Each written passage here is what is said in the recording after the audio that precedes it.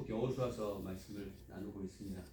여호수아는 처음에도 그랬지만 모세가 죽고 나서 굉장히 어쩔 줄 몰라 했던 것 같아요.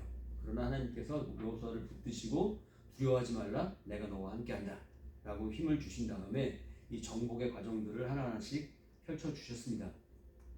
그 펼쳤던 과정들을 하나씩 보면, 먼저 요단강을 건너기 전에 그 동쪽 지역, 우리가 아는 이스라엘은 맨 위에 갈릴리 호수가 있고요, 아래에 요단강이 쭉 흘러요. 그리고 밑에 사해가 있습니다. 이렇게 꼭 보면 면봉 모양 있죠? 코팁 같이 위에 호수, 아래 바다, 가운데 강, 이렇게 딱 그거를 중심으로 양쪽에 있는 그런 모습이 이 이스라엘의 모습이거든요. 그래서 요단강을 건너는 정복의 과정들은 대부분 이쪽 이야기입니다. 그러니까 서쪽이죠. 바닷가 지중해 쪽으로 있는 지역을 정복하는 것이고, 그 전에 요단강 건너기 전에 이미 요단 동쪽은 점령을 했습니다. 그리고 요단강을 건넌 거죠. 요단강 건너서 여리고성 무너뜨리고 아이성도 한번 문제는 있었지만 아이성도 점령하게 됩니다. 그리고 그랬더니만 기브온이라는 민족이 겁먹고는 와서 항복을 하죠. 항복을 한 상태에서 이것을 보고 겁먹은 가나안 백성들, 특히 지난주에 우리 나눴던 5성읍입니다. 예루살렘, 헤브론, 에글론, 야르뭇, 라기스라는 지역입니다. 이쪽은 남쪽이에요.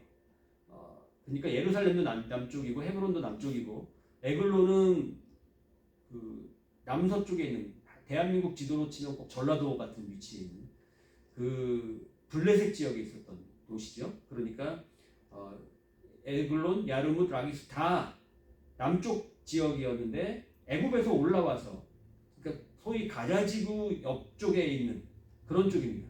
그쪽에 있는 지역의 사람들이 연합을 해서 덤볐는데, 지난주에 우리 말씀 나눴던 대로 해가 멈추고 달이 멈추고 이 얘기 하면서 그 전쟁으로 승리를 했던 거죠. 그 이후로 오늘 본문이 등장하는 겁니다. 1절에 보면 이 소식을 듣고 이렇게 얘기합니다. 이 소식이 뭐냐면 바로 저 5 왕들이 연합해가지고 덤볐는데 박살이 났다. 이 얘기를 듣고는 완전 겁을 먹고, 하솔 왕이라고 하는, 우리가 말씀에서 읽었지만 하솔 왕은 당시에 그 지역의 전체를 아우르는 보스, 이렇게 딴 사람들이 말을 못하고 그 하솔 왕이 시키면 다 따라야 하는 그런 분위기의 그런 왕이 하솔 왕이었습니다. 이 하솔 왕이 이 소식을 듣고 쭉 부릅니다. 이 왕 저 왕을 불러대요. 보면 하솔 왕 야빈이 마돈 왕 요박, 읽기도 힘들어요. 시므론 왕 악삽,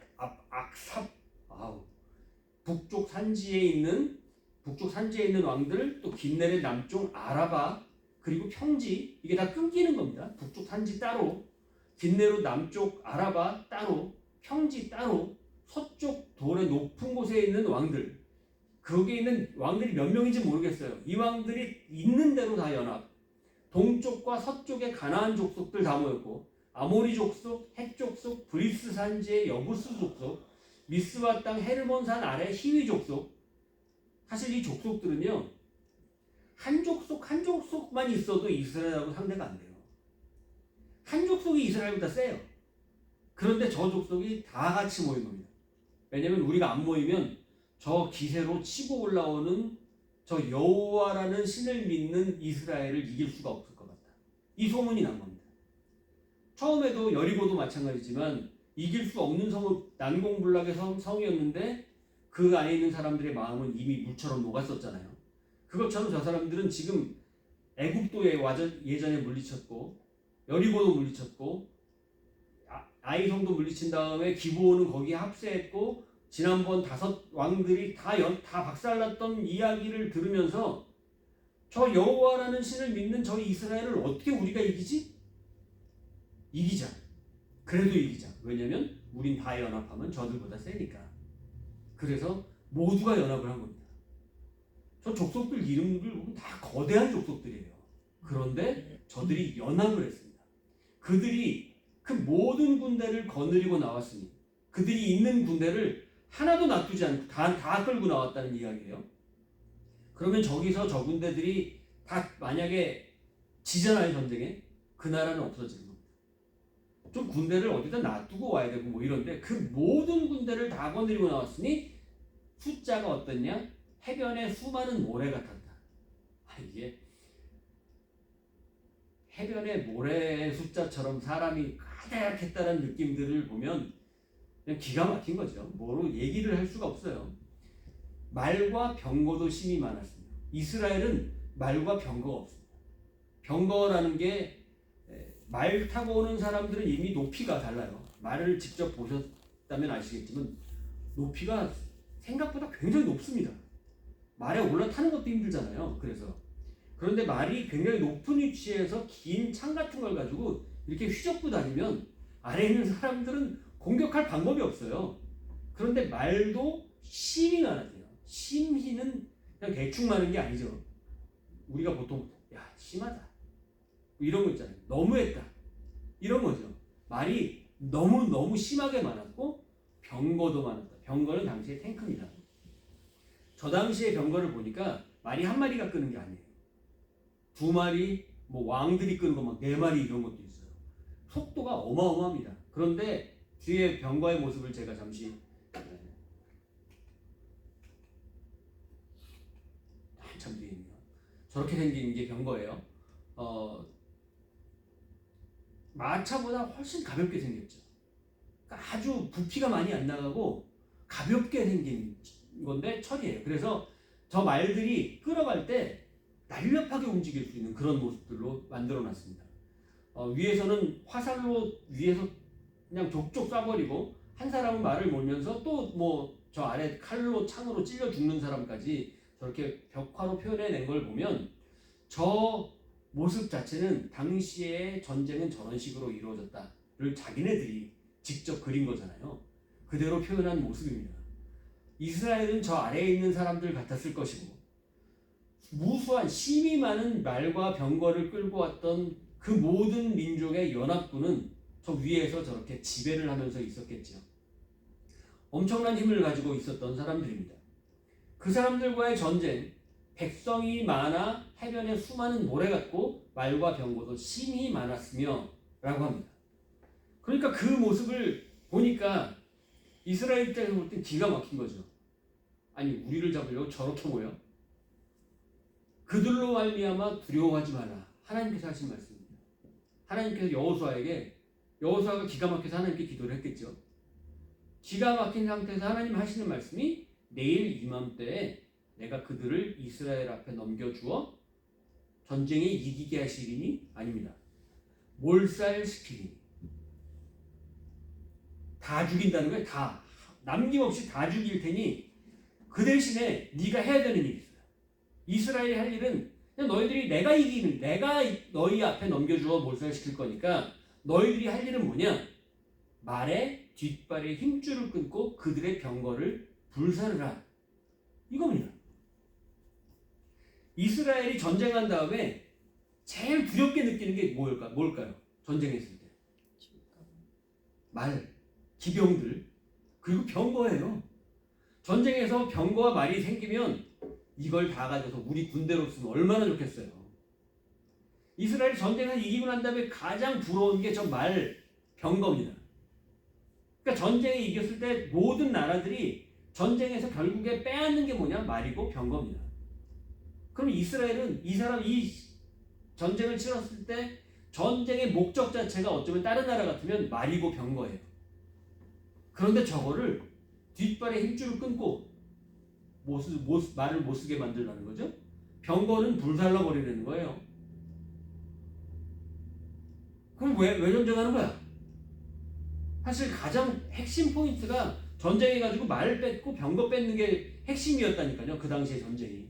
그런데 말이 얼마나 많고 병거가 얼마나 많으냐가 우리나라의 군사력의 핵심입니다. 미국이 군사력이 강한 이유가 뭘까요?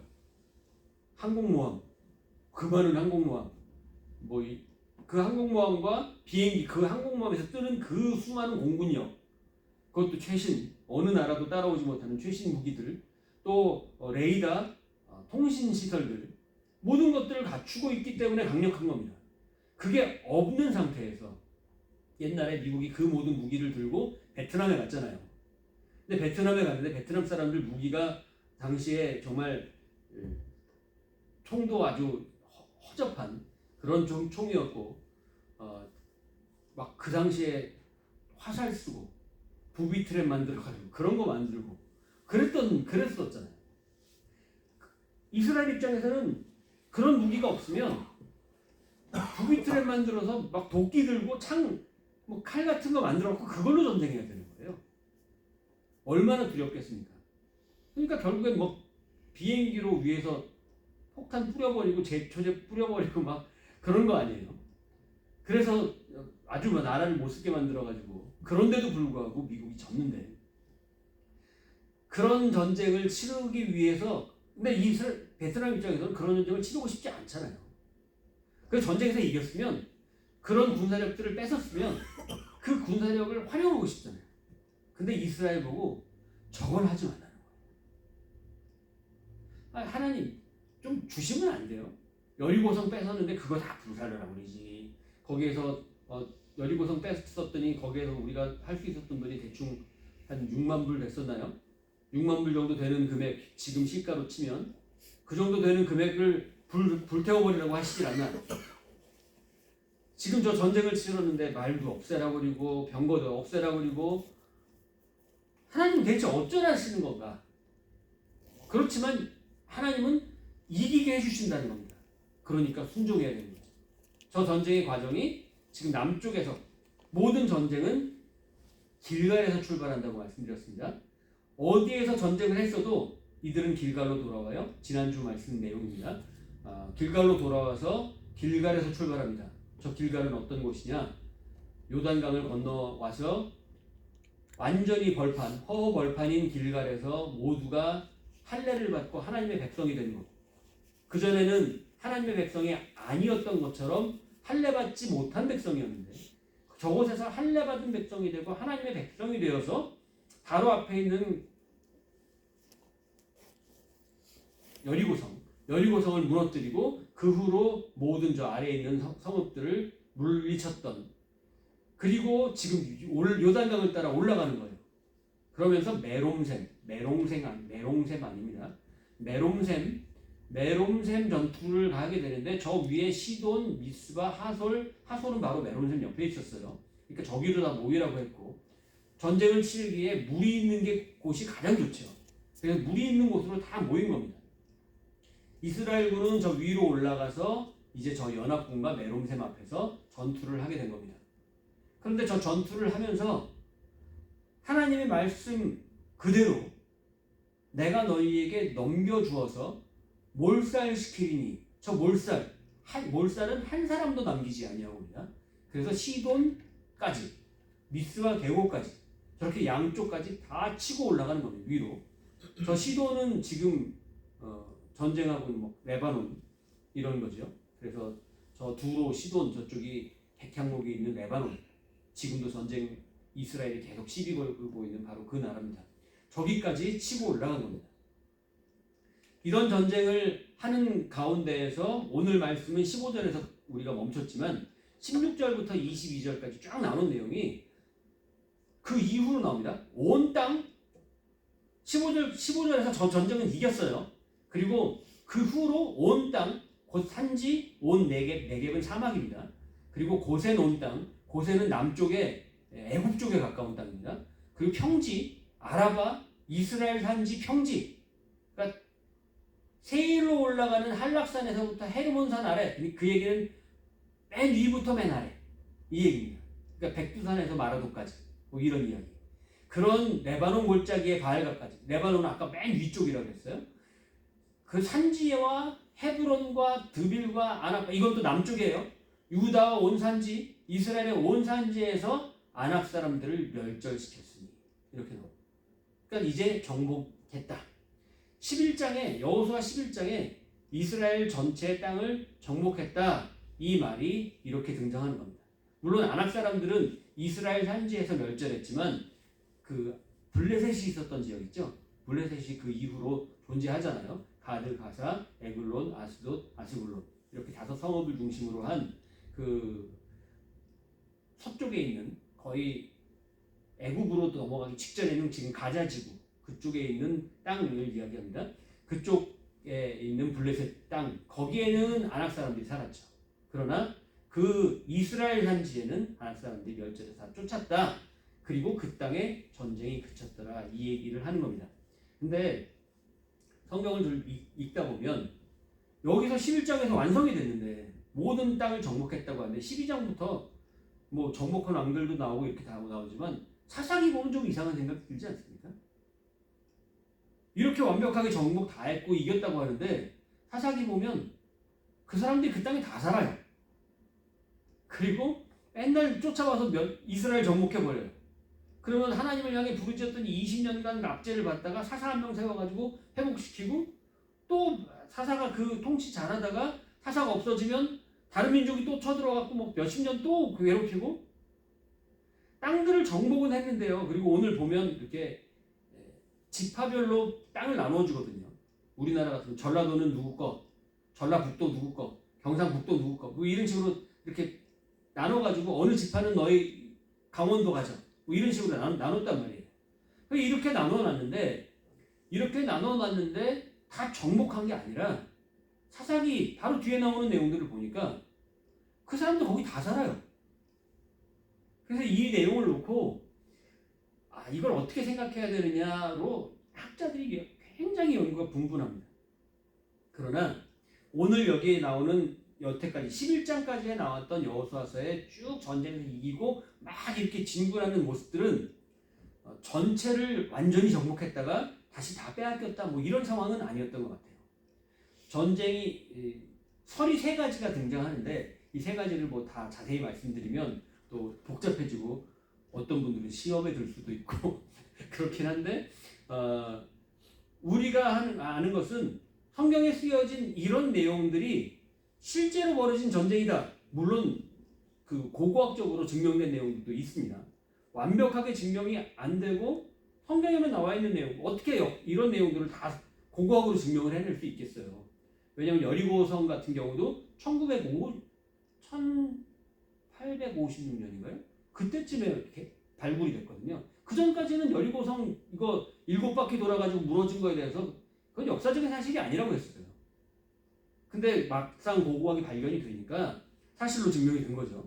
그것처럼 지금 고고학으로 발견이 안 된 것들이 무수히 있을 수 있고 이게 대충 오래된 게 아니라 거의 막 지금으로부터 한 4,000년 전, 3,000 몇백 년 전에 있었던 일들이 되거든요. 그러니까 이것들을 고고학으로 증명해내는 게 쉽진 않지만 그러나 이 모든 상황들을 이스라엘 백성들은 신앙으로 간직하고 고백했다는 거예요. 그리고 자기들의 삶 속에서 이 모든 것들이 우리의 삶 속에 하나님을 믿어서 이렇게 하면 이 모든 전쟁, 우리 앞에 놓여진 모든 세력들이 연합해서 덤빌지라도 우리는 하나님의 말씀에 이렇게 순종하면 이길 수 있다. 라는 믿음을 가지고 있었다는 거죠. 그 믿음이 무엇이냐? 전쟁이 그치도록 모든 성읍들을 다 물리칠 수 있었던 그 핵심이 무엇이냐? 바로 이 공식이라는 겁니다. 내가 그들을 이스라엘 앞에 넘겨주어 몰살시키리니 하나님이 하실 테니 우리가 할 수 있는 건 뭐냐? 말 뒷줄에 힘줄을 끊고 그들의 병거를 불사를 하는 겁니다. 저 말의 힘줄을 끊고 병거를 불사르는 일은 뭐냐면 내가 할 수 있는 것이 아무것도 없을 때라는 이야기입니다. 내 능력으로 뭔가 내가 말을 많이 뺏었어요. 전쟁에서. 그리고 병거들이 많아졌어요. 그래서 이제는 전쟁할 때 하나님이 굳이 안 도와주셔도 말의 힘, 병거의 힘, 군사를 조직해서 이걸로 이길 수 있어 라고 생각하는 거죠. 오늘 우리 집이 먹고 살 것이 당장 없어. 그런데 당장 없어도 하나님은 우리를 절대 그대로 내버려 두시지 않을 거야. 우리 가정을 지키실 거야 라고 믿고 하나님의 뜻대로 순종하는 가운데 말도 없고 병거도 없는데 맨손 돌멩이 들고 있고 막대기 들고 있는데 저쪽에서 철병거가 밀려오는데도 불구하고 하나님의 말씀을 쫓아서 말을 가져서 이기는 게 아니야.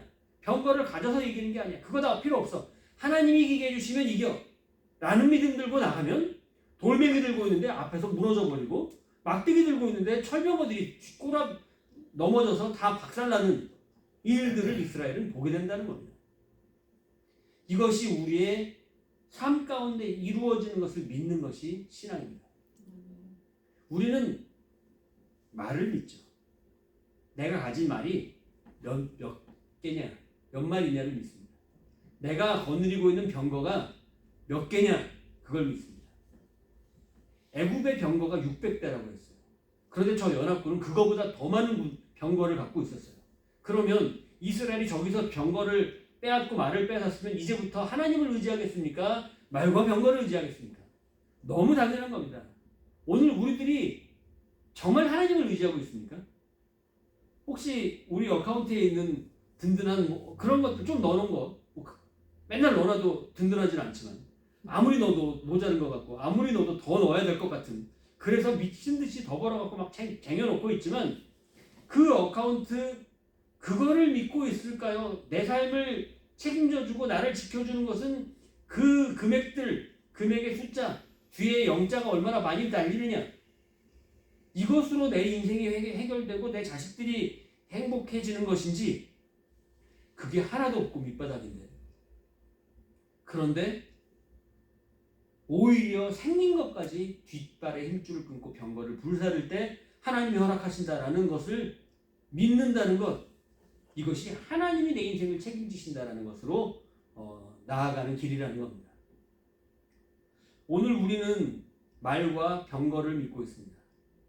하나님은 우리에게 명하는 모든 것을 이스라엘 여호수아가 행함으로 이 모든 일이 이루어졌다, 전쟁에 승리했다라고 하는데, 하나님은 우리에게 어떤 것을 행하시려고 명하시려고 하실까요?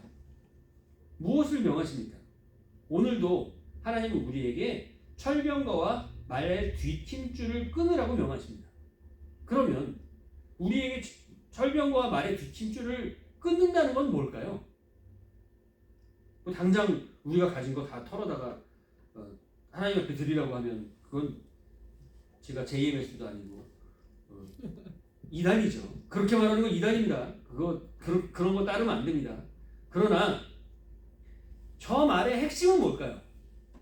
철병거와 말의 뒷힘줄을 불사르는 건 어떤 의미를 갖고 있을까요? 저것이 나에게 뭐 안 주어질 수는 없고 이 땅 살면서 살아갈 수는 있지만, 그러나 그것이 내 인생의 핵심이다라는 건 아니고 하나님이 정말 내 인생의 핵심이다, 이 우선순위가 바뀌지 않게 만들어야 한다는 거죠. 우선순위가 바뀌면 불사르는 게 나은 거예요. 없는 게 나은 거예요. 아무것도 내가 의지할 것이 없는 게 차라리 낫다는 거죠. 우리의 삶 속에서 정말 이 부분을 마음속으로라도 불사르고 있을까요? 정말 하나님이 모든 것을 해주신다라는 것을 확실하게 믿고 살아가고 있을까요? 철병거와 말의 뒷힘줄을 정말 불사르고 있을까요? 우리의 삶 가운데에서 하나님이 모든 것을 이루신다는 것을 믿고 나아간다면 이 땅의 모든 전쟁을 하나님께서는 그치게 해주실 겁니다.